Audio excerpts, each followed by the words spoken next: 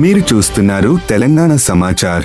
జగిత్యాలలో జరిగిన సభలో ముఖ్యమంత్రి రేవంత్ రెడ్డిపై అనుచిత వ్యాఖ్యలు చేయడం తగదని అన్నారు. జీవన్ రెడ్డి కాంగ్రెస్లో ఉన్నప్పుడు పార్టీకి నష్టం జరిగిందని, పదవుల కోసం బ్లాక్మెయిల్ రాజకీయాలు చేశారని విమర్శించారు. కేసీఆర్ ఇచ్చిన హామీలు అమలు కాలేదని, మైనార్టీలు మరియు దళితులను మోసం చేశారని ఆరోపించారు. కాంగ్రెస్ ప్రభుత్వం పేదలకు సంక్షేమ పథకాలు అందిస్తున్నదని పేర్కొన్నారు. ఇకపై కాంగ్రెస్ నాయకులపై అవమానకర వ్యాఖ్యలు చేస్తే సహించబోమని నిన్న జగిత్యాల సభకు మాజీ ముఖ్యమంత్రి కేసీఆర్ గారు పర్యటన సందర్భంగా ఆ బహిరంగ సభలో పెద్దలు జీవారెడ్డి గారు మా గౌరవ ముఖ్యమంత్రి రేవంత్ రెడ్డి గారిని కాంగ్రెస్ పార్టీకి ఒక శని అని చెప్పడం జరిగింది. దానికి తీవ్రంగా ఖండిస్తున్నాం.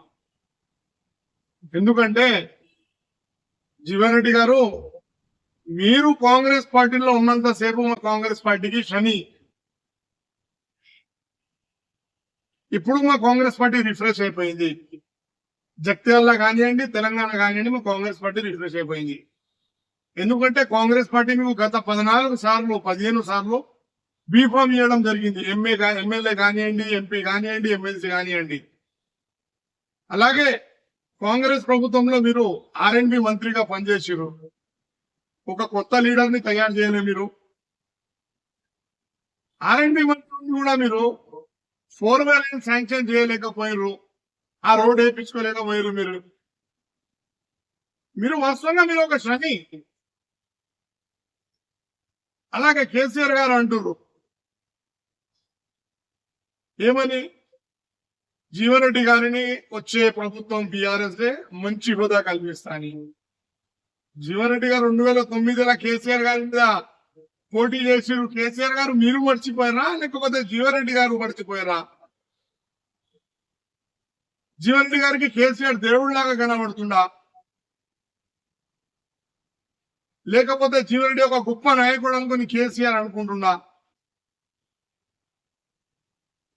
గత 10 సంవత్సరాల్లో కేసీఆర్ ఇయ్యలేని తెల్ల రేషన్ కార్డులు 28 నెలల మా కాంగ్రెస్ ప్రభుత్వం రేవంత్ రెడ్డి గారి ప్రజాపాలన సర్కార్ అలాగే మొత్తం క్యాబినెట్ చేయడం జరిగింది. అలాగే మహిళలకు ఉచిత bus free, 200 current unit free, 500కి సిలిండర్, ఇందిరమ్మ ఇల్లు 5 లక్షల రూపాయలు, ఇల్లు లేని వాళ్ళకు జాగా ఉంటే 5 లక్షల రూపాయలు ఇవ్వడం జరిగింది ఇల్లు కట్టుకోవడానికి.